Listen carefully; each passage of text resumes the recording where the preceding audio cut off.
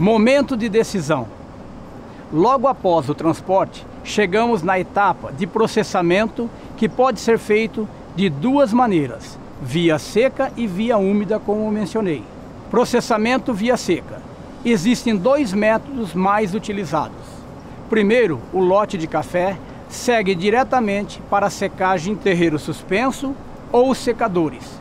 Veremos mais sobre secagem um pouco mais à frente, aonde vou detalhar os critérios de secagem.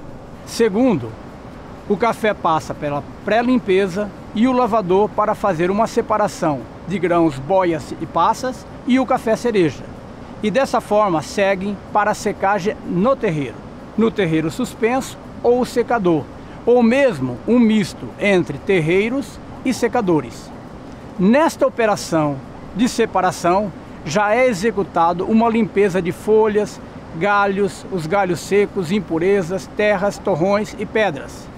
Após essa passagem, ambos os lotes, nos dois processos, seguem para a próxima etapa, que é a secagem, que vocês irão conhecer um pouco mais adiante. Processamento por via úmida. O lote de café segue diretamente da pré-limpeza para o lavador para a separação de boias e cerejas. Em seguida, para a máquina despolpadora para a separação de grãos verdes e o despolpamento de grãos maduros. Uma dica para o café especial: use o descascador de cerejas sem o peso, para não pressionar os grãos com consistências mais duras, portanto, ainda não plenamente maduros. Uma nova separação pode ser feita para aproveitamento do lote, para o repasse dos grãos e também para os boias, passas, sendo sempre necessário verificar se não há dano no grão na passagem no despolpador. Esses danos são pequenas ranhuras que podem ocasionar nos grãos.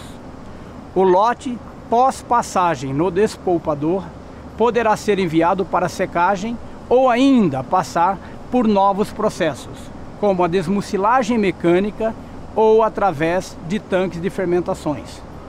Na sequência, a desmucilagem mecânica passa por um equipamento chamado desmucilador para a retirada da mucilagem, que é o mel que envolve o pergaminho. Essa quantidade a ser retirada de mucilagem pode ser controlada e retira-se toda a mucilagem ou somente parcial. O ponto negativo deste equipamento são os danos que causam aos grãos através de fissuras, cortes, que podem romper o pergaminho, não sendo muito recomendado na preparação dos cafés especiais, devido à dificuldade de controle a esses danos causados pelo equipamento. Os cafés, por esse método, são conhecidos como cerejas descascados, ou CDs, também conhecidos como pulp de natural, ou café de mel, honey coffee, semi-lavado ou semi-washed. Todos esses nomes são colocados de diferentes formas para um mesmo processo. O outro processo funciona através de tanques de fermentação. Colocar os lotes de café em tanques, usualmente a dimensão pode ser 8, 10 metros, permitindo o café ficar imerso em água. O tempo dessa imersão pode ser muito variável, considerando as condições de temperatura e ambiente. Alguns utilizam 10 horas e outros até 36 horas de fermentação. O objetivo é a retirada e o desligamento do mel contido na parede do pergaminho.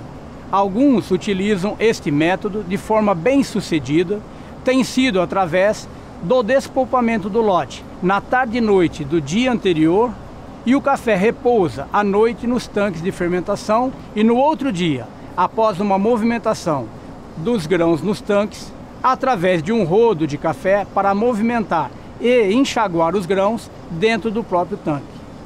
A caracterização de um café despolpado, este que fica dentro do tanque de fermentação, deve ser considerado a pleno, completo, somente após 20 horas ou mais dentro do tanque de fermentação. Quando obedecido esta condição, o grão de café, durante a torração, tem uma expansão celular diferenciada, com maior abertura, central do grão, conhecido como abertura da fenda central, com a exposição da película prateada. No nosso sistema de produção e preparo no Brasil, pouco se utiliza deste método de despolpamento pleno, com tanque e imersão de água por várias razões. Primeiro, pelo alto volume de água dispendido no preparo, e depois também devido à densidade dos grãos produzidos no Brasil, onde não se tem um ganho qualitativo. Por essa razão, o grande volume processado são cerejas descascadas com ou sem mucilagem. Chegamos na etapa de secagem. Você deve ter ouvido a expressão: o café deve ser seco de forma gentil e carinhosa. O café deve ser seco com muito cuidado.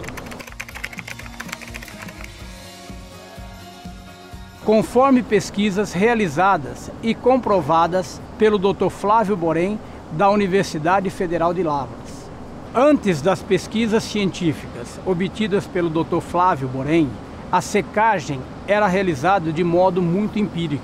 Fundamental na condução da secagem, o decréscimo gradativo, com muito cuidado, da temperatura baixa, consequentemente, possibilitar a umidade ir migrando internamente na estrutura celular dos grãos de maneira gentil e não abrupta.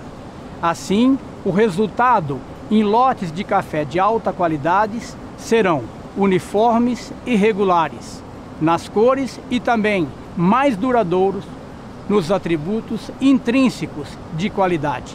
Existem diferentes tipos de secagem, como secagem de terreiro suspenso, secagem em estufa, que pode ser suspenso ou não dentro da estufa, e secagem em secador mecânico.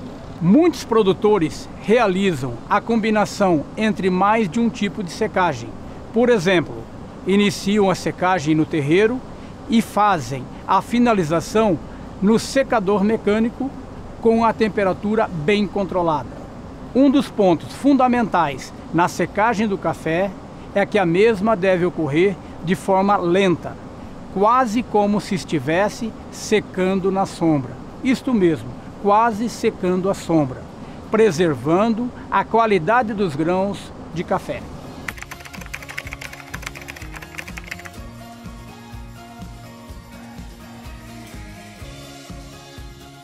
Erros nesse processo, utilizando temperaturas altas, acabam deixando a umidade retida nas células internas dos grãos, para mais tarde haver uma migração da parte interna do grão para a externa, ocasionando o embranquecimento precoce dos grãos. Também erros na falta de movimentação dos grãos nos terreiros são muito comuns, podendo ocasionar fermentações indesejáveis, acética, tipo vinagre, por fungos e bactérias, ocasionando um sabor semelhante a químico, conhecido como bebida riado, rio ou fenólico, que são muito depreciadas na qualidade, comprometendo a avaliação dos mesmos.